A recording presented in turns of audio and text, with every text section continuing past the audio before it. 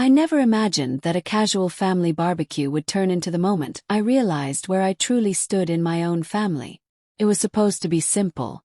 A warm Saturday afternoon, burgers on the grill, kids running around the backyard, and the familiar noise of relatives talking over one another. My parents had invited everyone, calling it a celebration, though no one knew what we were celebrating yet. I assumed it was just another excuse for them to gather the family together. Halfway through the afternoon, my mother clinked her glass and asked for everyone's attention. That's when my younger sister stood up, hands shaking slightly as she smiled through glossy eyes. She announced she was pregnant. Instant chaos. Cheers erupted. My mom burst into tears. My dad hugged her like he'd just won the lottery.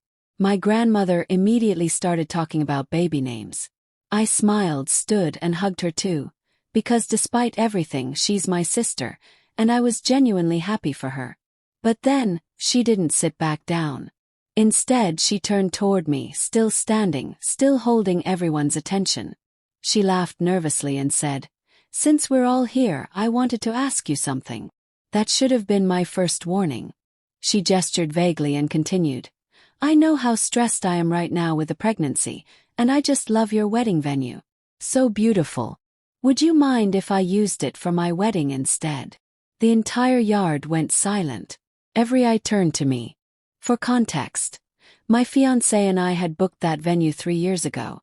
It was a high-demand location with a long waiting list, and we had planned our entire wedding around it. Our date was only a few months away. Everyone there knew that. And yet, somehow, everyone also seemed to expect me to say yes. I felt my heart pound as I processed what had just happened. This wasn't a private request. This wasn't a conversation between sisters. This was a public setup. I took a breath and said calmly, "I love you, but no. That venue is for my wedding." Her smile vanished instantly. She started crying right there in the backyard, accusing me of being selfish, saying I knew how hard things were for her right now. Then she ran inside the house, sobbing loudly enough for everyone to hear. And just like that, the mood shifted. My grandmother shook her head and told me I should have been more considerate. My mother asked why I couldn't just wait a little longer. My father sighed and said, "Would it really hurt you to make this sacrifice for family?" No one asked how I felt. No one acknowledged that this was my wedding. My fiancé stood up, furious. He told them they had crossed a line, that this wasn't their decision to make. Before things could escalate further, we left. That night, my sister called me crying, saying I always get everything and that this was the one thing she needed. Shortly after, her fiancé called too, apologizing. He said she had promised him she wouldn't ask me and admitted he was angry with her. He also warned me that she was blaming me for destroying her relationship. Then the texts from my father started rolling in. "I hope you're happy. She hasn't stopped crying. You've really hurt this family." That was when I realized something unsettling. This wasn't about a venue. This was about control, and a pattern that had existed my entire life. And this time, I wasn't bending. I thought refusing the venue would be the end of it. But what my parents did next crossed a line I never thought they would dare cross. Script. I hoped that once emotions cooled down, logic would finally step into the room. I was wrong. The morning after the barbecue, my phone was already buzzing before I even finished my coffee. Missed calls from my mother. Messages from my father that sounded less like concern and more like quiet accusations. But the worst message came from my sister. It was long. Painfully long. She told me she was hurt that I didn't have her back. That family was supposed to support each other, especially now that she was pregnant. She said she asked nicely because she loved me. That I had embarrassed her in front of everyone. That I always acted like I was better than her. Reading it felt like déjà vu, like I was 12 again, being blamed for not giving up something that was mine. I didn't respond immediately. I needed space. My fiancé reminded me that reacting emotionally would only fuel the fire. But by the evening, another message came through, even longer than the first. That was when something in me snapped. For the first time in my life, I didn't soften my words. I didn't apologize for existing. I didn't bend. I replied once, and only once. I told her I was done living as her backup plan and emotional crutch. I reminded her of every time I was forced to share my birthday because she threw tantrums over not being the center of attention. Every time I filled out applications for her because she didn't feel like it, while our parents praised her and treated my effort like obligation. But what hurt the most, the memory that still stung, was my graduation. I reminded her how she had said it was unfair that the spotlight was on me. How she insisted on wearing the most expensive dress our parents could buy. How she brought her own cake, her own decorations. How she forced herself into every photo until it stopped feeling like my achievement at all. I told her I was done enabling her behavior. That if she wanted a rushed wedding before the baby arrived, she could look for venues that specialized in short-notice ceremonies. That I had spent years planning my wedding and I would not hand it over. And then I said something I'd never said before. If this ruins our relationship, it won't be because of me. Her response. One word. Wow. Then she blocked me. I thought that was the end of it. It wasn't. The next morning, I received an email from someone I didn't recognize at first, until I saw the signature. It was my wedding planner. She wrote politely, explaining that she had received instructions from my mother to rebook the venue under a new name. She mentioned additional costs and asked me to come in and sign a revised contract. My hands started shaking. My parents had tried to steal my wedding. I called my planner immediately. She was horrified. She told me she had never spoken to my mother before and assured me that no changes could be made without my physical presence and ID. The email, she explained, was a misunderstanding, but one she took very seriously. That was when my older brother called. Apparently, my parents had already spun their own version of events. According to them, I had offered the venue to my sister before the barbecue and then humiliated her publicly by taking it back. My brother didn't believe a word of it. We talked for hours. He admitted that one of the reasons he moved away years ago was because of our parents' favoritism. He said my mother was furious with me, not for refusing the venue, but for betraying the family narrative. With my planner's reassurance, we took extra precautions. Security was offered for our wedding day at a reduced rate. Every vendor was informed that no changes could be made without direct confirmation from me. I felt embarrassed that it had come to this, but also oddly relieved. For the first time, I wasn't pretending everything was fine. My fiancé's parents showed up that evening with food and wine. They hugged me, told me none of this was my fault, and promised they would stand by us no matter what happened next. I didn't realize how badly I needed to hear that until I started crying. Because deep down, I knew this situation was far from over. I thought my parents trying to hijack my wedding was the worst it could get. But my sister wasn't finished yet. What she did next turned the entire situation public. And dangerous. I used to think family conflicts stayed behind closed doors. I learned very quickly how wrong I was. A few days after the wedding planner incident, I opened Facebook and immediately felt my stomach drop. My sister hadn't named me directly, but she didn't have to. Post after post appeared on her timeline, filled with vague quotes about betrayal, selfish people, and how some women destroy their own sisters and then play the victim. Her friends flooded the comments with sympathy. You don't deserve this. Family should come first. Some people don't understand sacrifice. Within hours, my inbox was full. Messages from people I barely knew.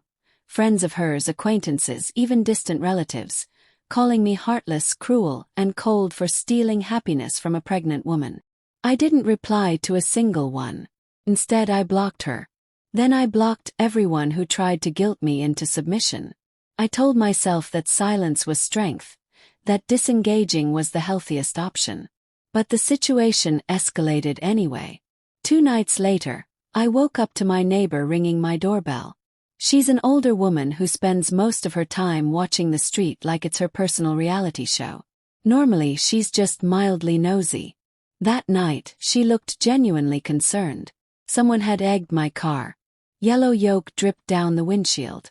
The smell was unmistakable. She told me she'd seen 2 women running away earlier and recognized one of them immediately. My sister's best friend. I didn't hesitate. Called the police. I never thought I'd be the person filing a report over something like this, but I was done minimizing behavior that was clearly spiraling out of control. The officer took my statement, noted the witness, and said they'd follow up. That was the moment I realized this wasn't just drama anymore. It was harassment. Few days later, my parents finally reached out. They asked if we could talk things through like adults. I was cautious, but I agreed, on one condition. The meeting would happen at my apartment, and my fiancé would be present. When they arrived, my mother looked exhausted, eyes swollen from crying. For about 10 minutes I felt guilty. I hated seeing her like that. Then the conversation started. My father immediately asked why we had cancelled the caterers. My fiancé answered calmly, saying we didn't want vendors being used as leverage against us. My dad acted deeply offended and said he would never manipulate us like that. I responded quietly, better safe than sorry. That's when my mother accused me of being disrespectful. I told her what I thought was disrespectful, trying to take over my wedding, lying to family members, and enabling my sister's behavior. The discussion quickly turned heated. My father repeated his favorite line. It doesn't matter where you get married. What matters is who you marry. I looked at him and said, exactly. So why does that only apply to me? Silence. I asked why it suddenly mattered so much for my sister to have my venue if the location was supposedly meaningless. My father turned red, stammering, while my mother started crying again. Then came the speech about family sacrifices, about love, about how good families bend for one another. I reminded them of my graduation day, how my sister smashed my cake because she wasn't the center of attention. That stopped them cold. My mother asked softly, why do you hate us so much? I told her the truth. I asked why they never protected me, why they always excused her, why they expected me to shrink so she could feel bigger.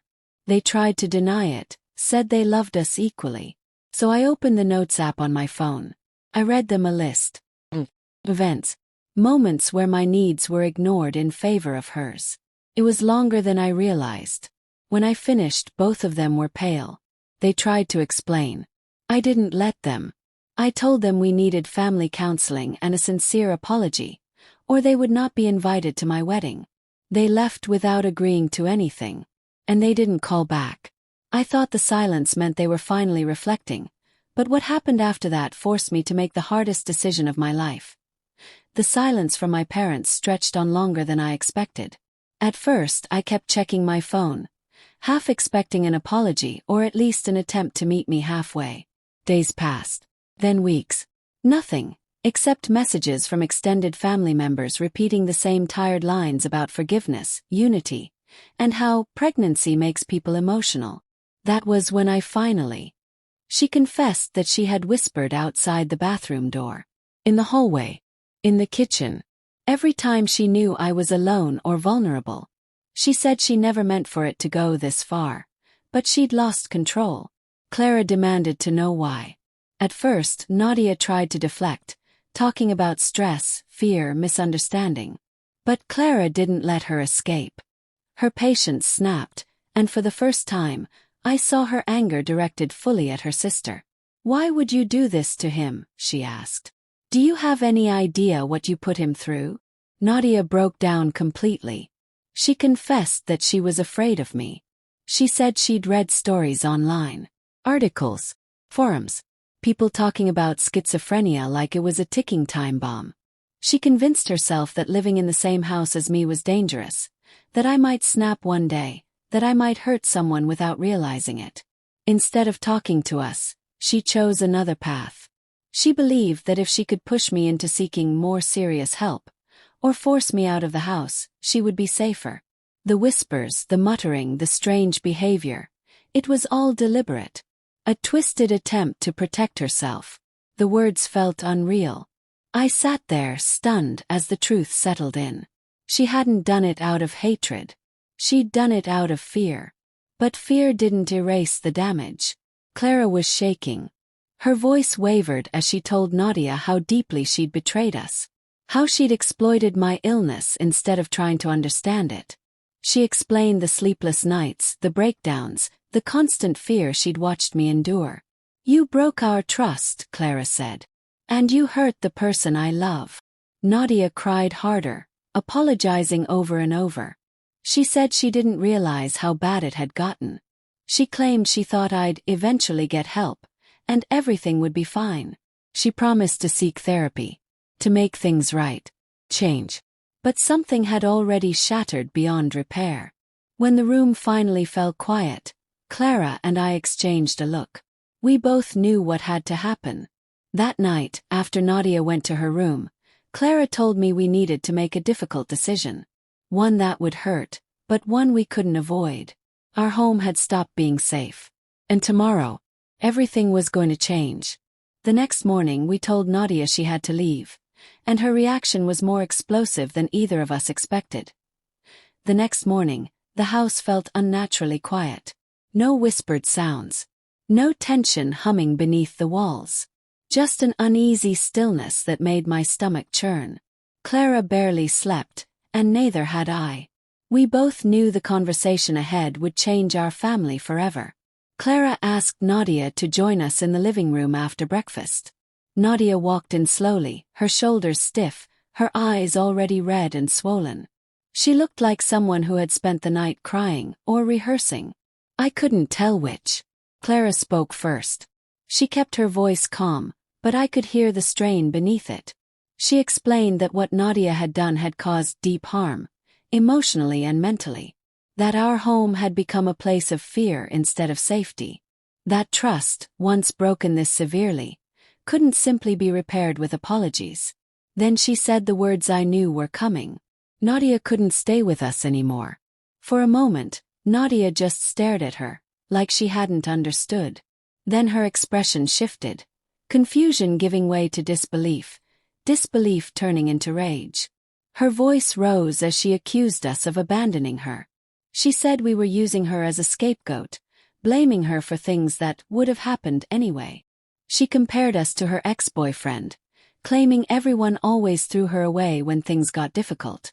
Clara stayed seated, hands clasped tightly in her lap, forcing herself to remain steady.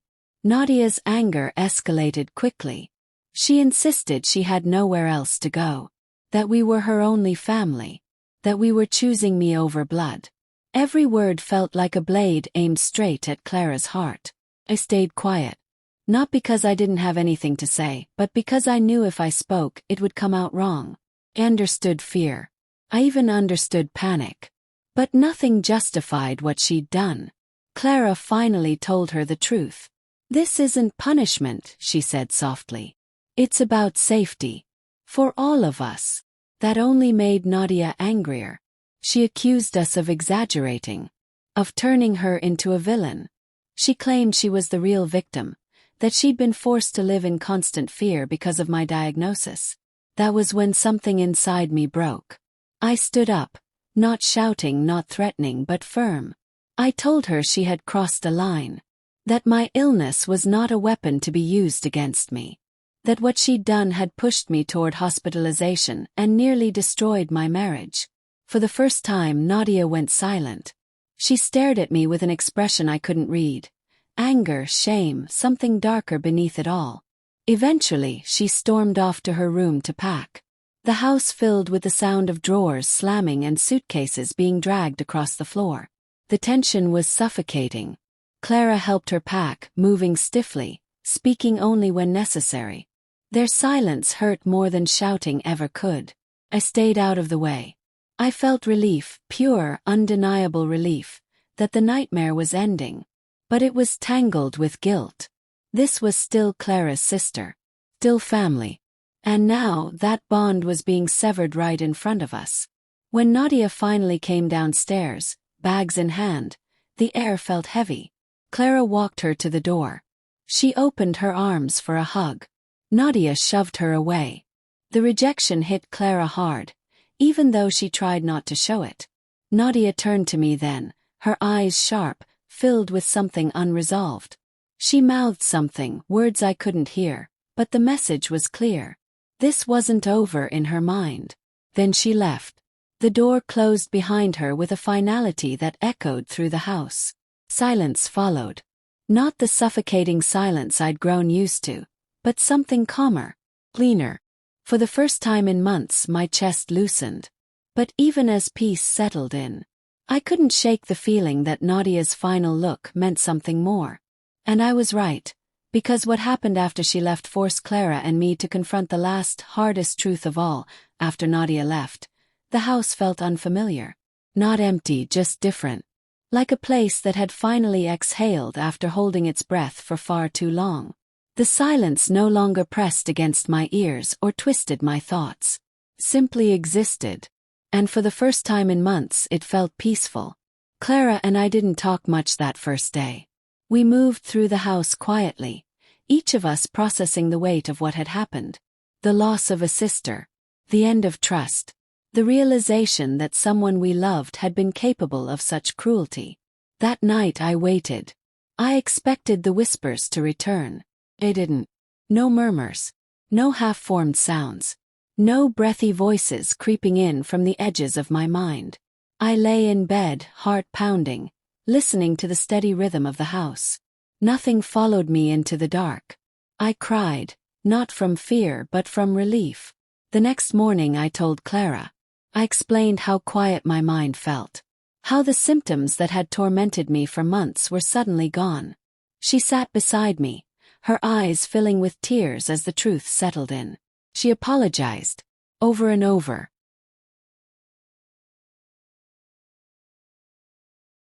I thought distance would finally bring closure, but the final update I received about my sister and parents made me realize just how deeply denial can be. By the time we finished packing the last box, I felt lighter than I had in years. Distance has a strange way of bringing clarity. The farther we got from the chaos, the more I realized how abnormal my family dynamic had been. What I once called keeping the peace was really just self-erasure. And now that I'd stopped playing my assigned role, everything had collapsed without me holding it together. I didn't hear directly from my parents after the move. Not an apology. Not a question about my new job. Not even a message asking how the pregnancy was going. Instead, news reached me the same way it always had lately, through other people. My grandmother told me my sister was still telling anyone who would listen that I had ruined her life. According to her version of events, I stole her future, sabotaged her relationship, and turned our parents against her. She claimed I was trying to get her arrested. She even said I was spreading lies about her online, despite the fact that I had deleted all my social media months ago. None of it made sense. But it didn't have to. Because for the first time, her story didn't control my reality. She had moved back in with my parents permanently. She refused to work. She blamed her failed engagement, her unhappiness, and her isolation on everyone else. My parents, exhausted and overwhelmed, were finally living with the consequences of years of indulgence and excuses. Nan said the house felt tense all the time. No laughter. No peace. Just resentment and denial. I felt sad hearing that, but not guilty. I had spent too many years feeling responsible for emotions that were never mine to manage. As my pregnancy progressed, I became even more certain of one thing. My child would never grow up in a family where love was conditional or unevenly distributed. They would never be told to make themselves smaller so someone else could shine brighter. That cycle ended with me. Occasionally, relatives still tried to push reconciliation. They'd say things like, "They're still your parents," or "You only get one family." I would listen politely, and then remind them that family doesn't get a free pass to hurt you repeatedly. Silence, I learned, can be a boundary. And boundaries can be acts of love, especially toward yourself. The happiest moments of my life now are simple ones. Quiet dinners with my husband. Planning a nursery. Laughing with friends who never asked me to sacrifice my joy for theirs. Waking up without anxiety knotted in my chest. I didn't win. I walked away. And that made all the difference. I don't know what the future holds with my parents or my sister. Maybe one day they'll reflect. Maybe they won't. But I've accepted that accountability can't be forced, and healing doesn't require permission from the people who hurt you. What I do know is this: I'm safe, am loved, and I am finally free from a role I never chose. Sometimes losing people isn't a tragedy. Sometimes it's the beginning of peace. If you're ever told that protecting yourself makes you selfish, remember this story. Choosing peace over toxicity isn't cruelty. It's survival.